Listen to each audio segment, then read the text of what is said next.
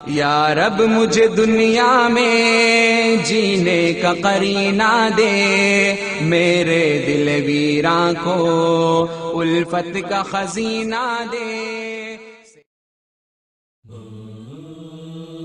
अल्हम्दुलिल्लाह वस्सलातु वस्सलामु अला रसूलिल्लाह अम्मा बाद। از حضرت ابو هریره رضی الله عنه روایت است که پیامبر خدا صلی الله علیه و سلم فرمودند: در نزد خداوند مؤمن قوی و نیرومند از مؤمن ضعیف بهتر و محبوبتر است و در هر کدامشان خیر وجود دارد و در هر چیزی که برایت فایده آور است حریص و طلبگار باش و از خداوند یاری خواسته سستی و تنبلی مکن.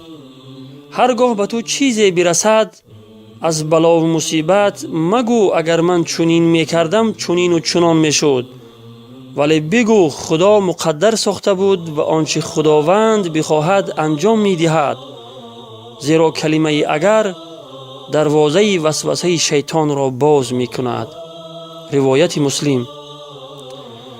در این حدیث چطوری که شارحین حدیث فرموده اند مراد از مؤمن قوی آن مؤمنی است که در ایمان و در عملش قوی است، نه آن مؤمنی که تنها بدنی قوی و نیرومند دارد، زیرا بعضی وقت قوت بدنی انسان را به کارهای گناه میکشاند و مثل ظلم و ستم، زورآوری و ضعیفان و غیره، مگر اینکه قوت بدنی انسان در نفع اسلام و مسلمین به کار برده شود.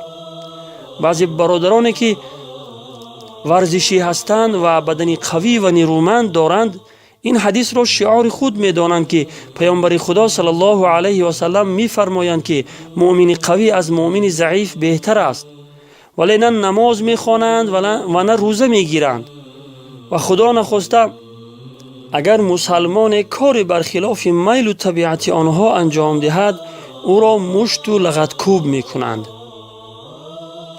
پس معلوم است که چنین مسلمان قوی و نیرومند بهتر و محبوبتر در نزد خداوند نمی باشد. هر بدی و نیکی که به انسان میرسد همه اش از جانب خداوند است و با خواست و اراده و تقدیر او تعالی انجام میگیرد.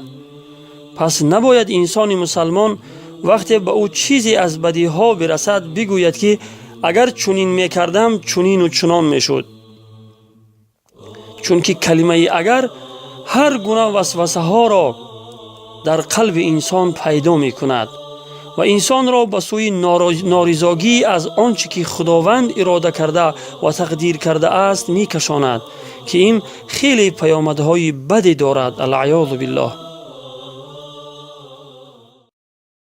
या रब मुझे दुनिया में जीने का करीना दे, मेरे दिल वीरां को उल्फत का खजीना दे।